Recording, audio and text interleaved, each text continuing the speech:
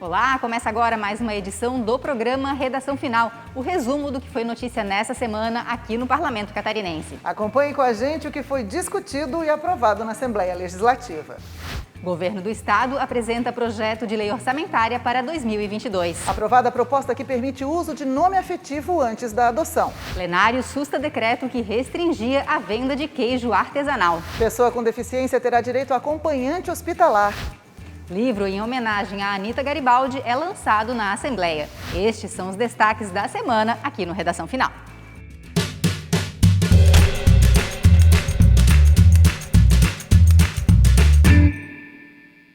A Assembleia Legislativa recebeu o projeto de lei orçamentária anual para o ano de 2022. Na entrega do documento ao presidente Mauro de Nadal, o secretário de Estado da Fazenda, Paulo Eli, destacou a parceria do governo com o parlamento. Com uma perspectiva positiva de equilíbrio nas contas, o governo do estado apresentou na Assembleia Legislativa o projeto da Lei Orçamentária Anual para o ano que vem. Os secretários de Estado da Casa Civil e da Fazenda fizeram a entrega da proposta ao presidente do Parlamento Catarinense na quarta-feira. A LOA prevê quanto o governo vai arrecadar e gastar no ano seguinte. Com estimativa de receita total em 37 bilhões de reais, o secretário da Fazenda destacou a parceria entre o Executivo e a Assembleia Legislativa, no diálogo e na aprovação de projetos importantes. A peça orçamentária ela reflete todo o conjunto dessa obra, do ajuste do Estado através da despesa, da contenção da despesa pública, colocar os contratos em dia, colocar as despesas do Estado em dia, e o ajuste via receita, através do crescimento econômico do Estado, através da atração de empresas, através da melhoria da arrecadação de tributos via eficiência da fazenda pública. O projeto da Lei Orçamentária Anual para 2022 prevê investimentos de cerca de 1,5 bilhão de reais em infraestrutura, um incremento de 78% em relação à LOA de 2021. Para a saúde, estão previstos 4,5 bilhões de reais.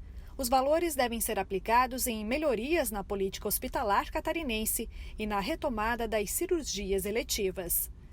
Na educação, os investimentos devem chegar a 7,5 bilhões de reais, com destaque para o aporte de 150 milhões em bolsas de estudo para alunos do ensino médio. Outro investimento importante é no projeto SC Mais Moradia, que deve garantir habitação para famílias que vivem em situação de vulnerabilidade. Com o orçamento equilibrado, a expectativa é que o governo mantenha os compromissos com fornecedores e convênios e garanta a execução de projetos em benefício da população. É evidente, desde que a gente estabeleça uma boa conversação, a gente consegue convergir para projetos importantes que têm por consequência ajudar Santa Catarina e os catarinenses. E o ajuste fiscal faz parte de todo esse processo de encaminhamento, até porque já teve amplas discussões aqui no Parlamento, mas acima de tudo o Parlamento sempre numa boa conversa com o governo. Encontramos o melhor texto que está permitindo com que o governo possa trabalhar com informações reais, com um orçamento mais próximo da realidade, e isso vai permitir com que todos os projetos alçados no orçamento possam ser executados ao longo do ano de 2022. Os deputados aprovaram o projeto de lei que permite o uso em cadastros do nome afetivo de crianças e adolescentes que estejam sob guarda provisória concedida em processo de adoção. O objetivo da proposta é evitar conflitos de identidade ou traumas provocados por agressão física ou verbal.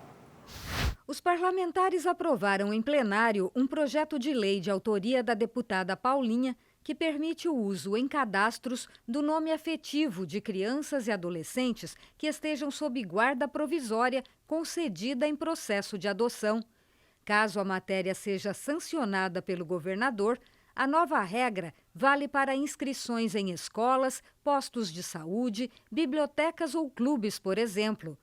Na justificativa do projeto de lei, a parlamentar lembra que dados de 2015 do Conselho Nacional de Justiça apontam que a sentença judicial que concede a extinção do poder familiar para fins de adoção costuma demorar aproximadamente 4 anos e meio para sair.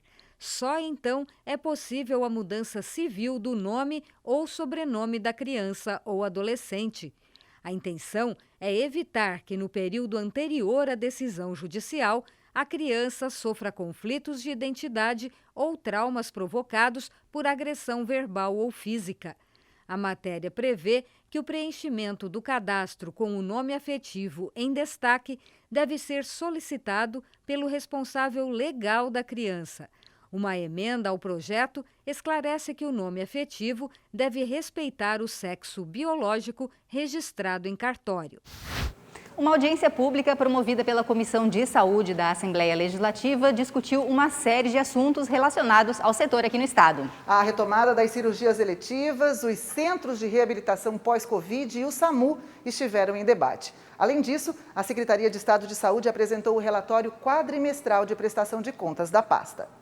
A audiência pública promovida pela Comissão de Saúde recebeu a equipe da Secretaria de Estado da Saúde para a apresentação do segundo relatório quadrimestral de prestação de contas de 2021. O secretário André Mota Ribeiro foi representado pela Superintendente de Planejamento da pasta, Carmen Deuziovo. A dotação orçamentária anual é de R$ 4.226.522.168, sendo 75,32% das fontes próprias e 24,68% de outras fontes. No segundo quadrimestre, quando nós olhamos por programa, incluindo todas as fontes de recurso, no programa do primeiro, na primeira unidade gestora, que é Fundo Estadual de Saúde, os programas aqui descritos, eles têm dotação orçamentária, então Acelera Santa Catarina, gestão, vigilância, atenção primária, atenção média e alta complexidade, assistência hospitalar, redes e gestão de pessoas. Da mesma forma, o maior orçamento está alocado na atenção média e alta complexidade e gestão de pessoas. O que chama atenção também é o percentual empenhado e desse o percentual liquidado e pago. Em relação à pandemia de Covid-19, com a melhoria do quadro em Santa Catarina, os valores investidos, de acordo com os atendimentos, tiveram uma redução. A vacinação é responsável por esses números e a superintendente faz um apelo aos catarinenses. O grande esforço para que a gente consiga terminar, então, a nossa campanha ainda em novembro, que é o chamado do governo do estado, pelo seu secretário, pela fala que ele fez nos meios de comunicação, e dizer que esse é um trabalho de todos, Agradecer os municípios, o estado, porque esse é um trabalho conjunto, tripartite, e que Santa Catarina está dando o exemplo de como fazer um enfrentamento e conseguir ter sucesso para que a gente consiga trabalhar não só a saúde, mas também a economia, e as pessoas consigam ter uma vida mais normal possível, dentro desse cenário. O presidente da Comissão de Saúde, deputado Neudi Sareta, mostrou preocupação em relação às cirurgias eletivas que colocaram pelo menos 100 mil pessoas na fila, aguardando procedimentos. Quais os procedimentos estão sendo tomados, já que agora nós temos uma folga maior de leitos de UTI também, para resolver, para baixar essa questão e essa angústia desses mais de 100 mil catarinenses que estão na fila de espera por cirurgias eletivas? A superintendente falou que todas as áreas da secretaria estão buscando soluções junto aos municípios e também prestadores de serviço para a realização dessas cirurgias. Hoje nós temos uma deliberação CIB, que é 008. Essa deliberação estabelece os critérios, então a gente já tinha a forma de como fazer. Nós temos fonte 100, fonte estadual para isso, já previsto no orçamento. Temos também recurso ainda do nosso, do especial ali que a gente tem para os filantrópicos. Então, recurso alocado, a gente tem previsão e tem já um tanto dentro do nosso orçamento.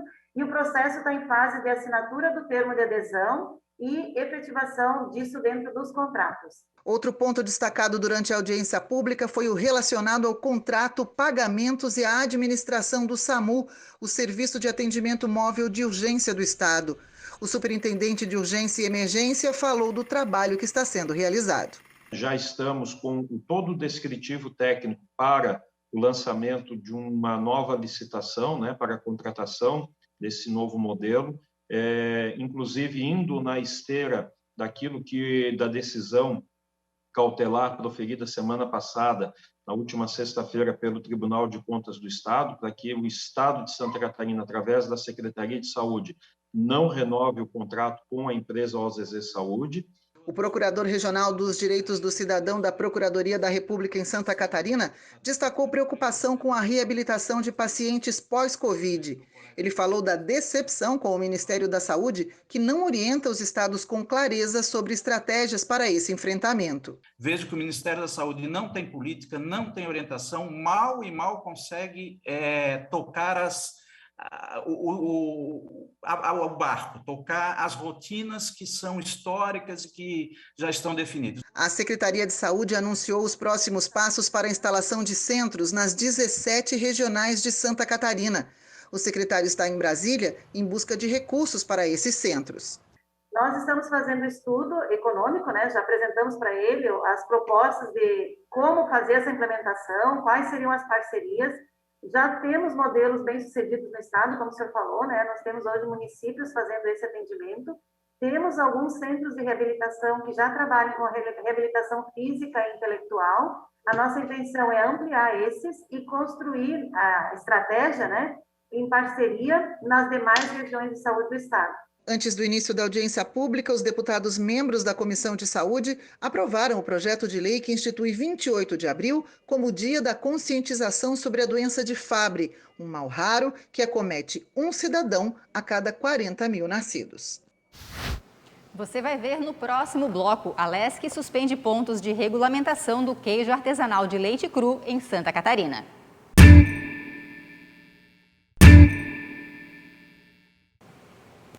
O plenário da Assembleia Legislativa aprovou por unanimidade nesta semana um projeto de decreto legislativo que suspende pontos da regulamentação da lei sobre a produção e comercialização de queijo artesanal de leite cru aqui no estado. Na prática, o novo decreto facilita a vida de pequenos produtores que enfrentam problemas na fabricação do queijo artesanal. O ato entrará em vigor assim que o decreto legislativo for publicado no Diário Oficial. O plenário da Assembleia Legislativa aprovou a proposta de sustação de dispositivos de um decreto emitido pelo Poder Executivo que restringiu a produção e comercialização de queijos artesanais de leite cru em Santa Catarina. O decreto número 362 de 2019 foi emitido pelo Poder Executivo para regulamentar uma lei aprovada pela Assembleia que permitiu a comercialização de queijo artesanal de leite cru desde que elaborado com métodos tradicionais com vinculação ao território de origem, conforme Regulamento Técnico de Identidade e Qualidade. O autor da proposta de sustação, deputado Nilson Berlanda, do PL, disse que o decreto do Executivo desvirtuou a definição de queijo artesanal contida na lei aprovada pelo Parlamento, ao confundir a vinculação do método tradicional de produção dos queijos com o território de origem. Na prática, isso impedia a comercialização do produto. Houve entendimento dos deputados e conseguimos, então, alterar alguns itens e faz com que todo catarinense, todo produtor de queijo agora tenha a oportunidade de vender e produzir o seu queijo por toda Santa Catarina. Eu acho que os 295 municípios, eu acho, não tenho certeza, que temos produtores de queijo e queijo artesanal. Portanto, está agora flexibilizado e, claro, o devido cuidado e higiene necessário pela vigilância sanitária, mas poderão produzir sem problema nenhum.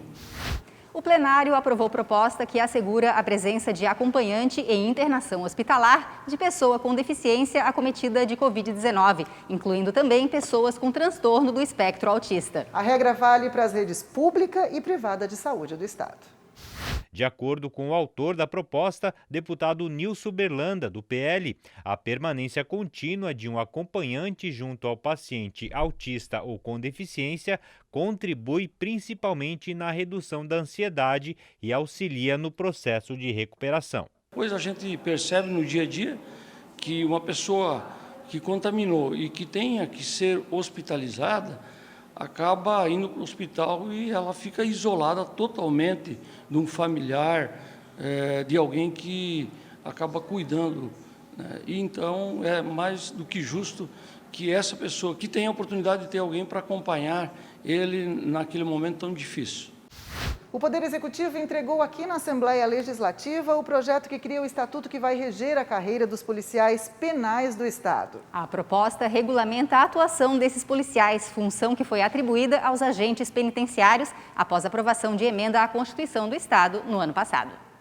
Representantes do governo do estado, entre eles os secretários de Estado da Casa Civil e da Administração Prisional e Socioeducativa, apresentaram ao presidente da Assembleia Legislativa o projeto de lei que cria o Estatuto da Polícia Penal em Santa Catarina. O estatuto deve abranger cerca de 3.000 servidores. Isso representa que nós estamos criando aqui, em termos legislativos, a Polícia Penal mais moderna do Brasil, né, que atende os desafios mais exigentes de enfrentamento ao crime organizado, de estabelecimento das políticas de ressocialização e de valorização dos servidores públicos, dos seus operadores, dos policiais penais, de uma maneira muito ampla, né, considerando essa nova realidade vivenciada pelo sistema prisional de Santa Catarina e também pelo sistema prisional brasileiro. Na Assembleia Legislativa, o projeto de lei vai tramitar nas comissões de Constituição e Justiça, de Finanças e Tributação e de Trabalho, Administração e Serviço Público, antes da votação em plenário. Embora a matéria tenha sido protocolada em regime ordinário, o presidente da Casa garantiu celeridade na análise da proposta. É uma matéria já esperada por todos os pares aqui da Casa, resolve definitivamente a questão da Polícia Penal, né, regulamenta, dá um norte a todo este processo de organização aqui em Santa Catarina e, acima de tudo, também resolve dar bons encaminhamentos para os ACTs, né, que também prestam um serviço de excelência para Santa Catarina. Então, o projeto chega, claro, num momento em que todos os deputados estão ansiosos para que se resolva este problema, porque muitos contratos de temporários hoje estão chegando à sua data fim e nós precisamos ter uma regulamentação quanto a isso, mas, acima de tudo, nós vamos botar uma reestruturação por completa no sistema prisional de Santa Catarina. Então, eu vejo que o projeto, além de ser esperado, é um projeto importantíssimo e o governo, em boa hora, traz esse projeto para apreciação aqui da Casa. E daqui a pouco tem mais informações no Redação Final. Fique com a gente.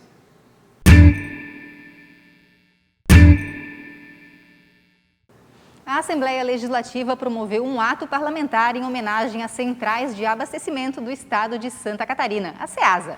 A entidade completou 45 anos de fundação, promovendo a aproximação de produtores na agricultura familiar, comerciantes e atacadistas. Fundada em 29 de setembro de 1976, a CEASA, Centrais de Abastecimento do Estado de Santa Catarina, sempre teve papel de destaque no abastecimento estadual de hortifrutigranjeiros.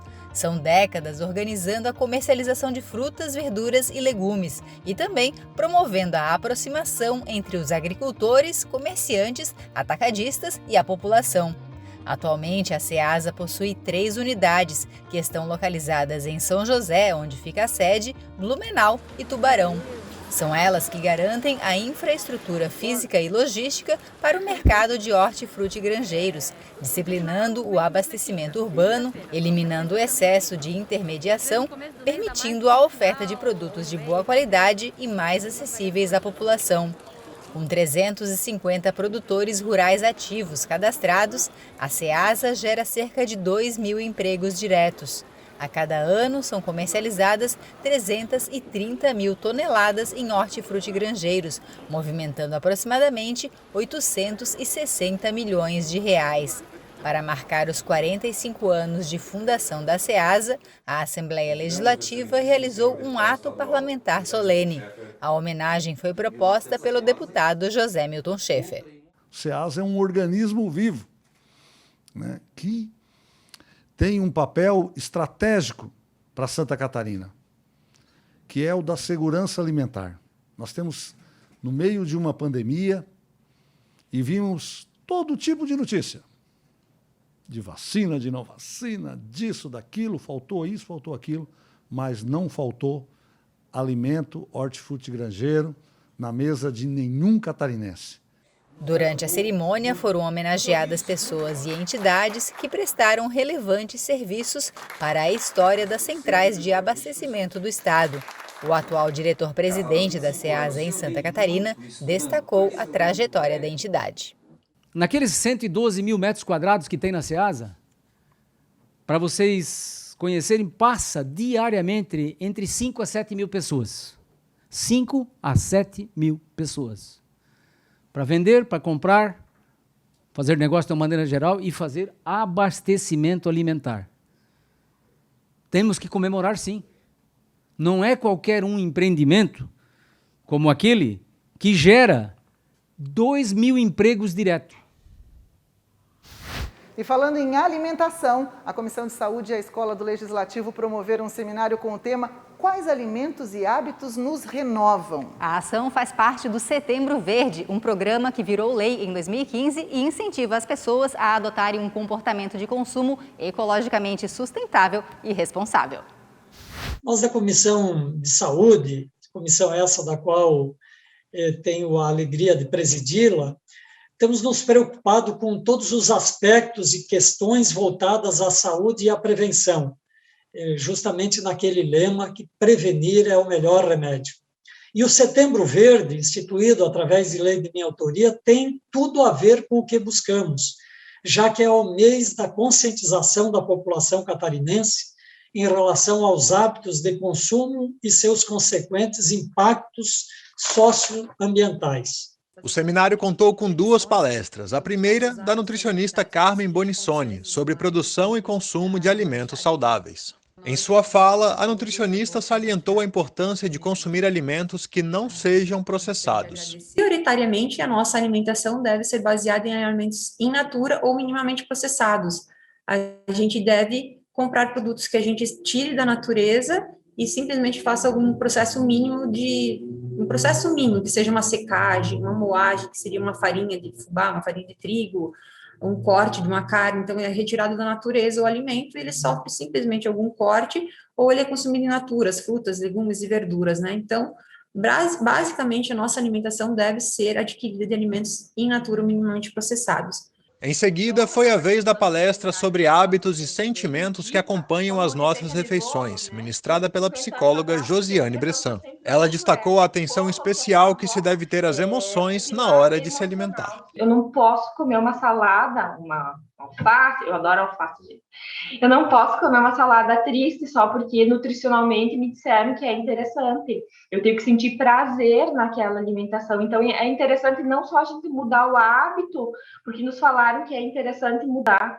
Claro que esse já é meio caminho andado, mas a relação que a gente estabelece com o alimento também é muito importante. Ao mesmo tempo, também não adianta comer um brigadeiro triste. Então, quando a gente for fazer o consumo de algum alimento, a gente tem que gostar daquilo que a gente está fazendo, aquilo tem que ser muito prazeroso. Ao final, o jornalista Décio Pandolfi, mediador do evento, conduzia um debate, com questões direcionadas às 2 palestrantes. O deputado Neudi Sareta também participou, contribuindo com perguntas no debate. E junto dele esteve presente o convidado Valdir Magri, coordenador do Fórum das Entidades da Agricultura Familiar de Ceará. A Assembleia Legislativa foi palco para o lançamento do livro Anitta, para pintar e bordar, escrito pela pedagoga Maria Aparecida Ramos Dias. A obra faz uma homenagem a Anitta Garibaldi e reúne textos, poemas e ilustrações interativas para colorir. Um livro para estimular a criatividade de crianças e adultos e, ao mesmo tempo, despertar o interesse pela história de uma das personalidades catarinenses mais importantes de todos os tempos. A obra Anitta para pintar e bordar faz uma homenagem a Anitta Garibaldi e reúne textos, poemas e ilustrações interativas para colorir. A obra, que será distribuída em escolas, foi escrita pela pedagoga Maria Aparecida Ramos Dias, com citações de grandes conhecedores da vida da heroína, como Wolfgang Ludwig Hall, Adílcio Cadorim e Elma Santana. Além de levar, de promover, de divulgar, de fomentar a história e a saga de Anitta, ele tem um propósito bem maior, que é possibilitar que os professores, que os familiares, eles possam abordar outros temas, né? Temas como a igualdade, como as oportunidades iguais para todos, sororidade, que era uma coisa que a Anitta já falava lá no século XIX também, né? O lançamento do livro foi realizado no hall da Assembleia Legislativa como parte das comemorações do bicentenário de nascimento de Anitta Garibaldi e contou com uma apresentação cultural.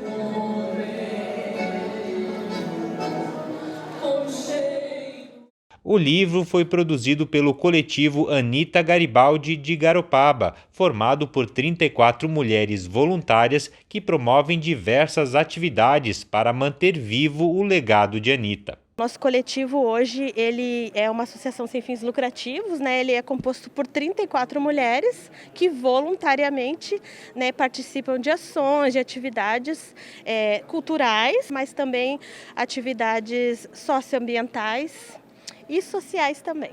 O ato contou com a presença das deputadas Dirce Heiderscheid e Ada de Luca, ambas do MDB. Em seu discurso, a deputada Ada de Luca destacou a importância da iniciativa para a preservação da memória de Anita Garibaldi. Eu acho que é para manter vivo, muito importante o legado e a memória de Anita Garibaldi, e manter vivo também o espírito de mulher guerreira, né? Que eles teriam, os estudantes teriam, e tenho certeza que vão ter, né, um belo exemplo de mulher que luta por uma causa. E a gente vai ficando por aqui com as imagens que marcaram a semana no Parlamento Catarinense. São registros dos fotógrafos da Agência L. Semana que vem estamos de volta. Até lá!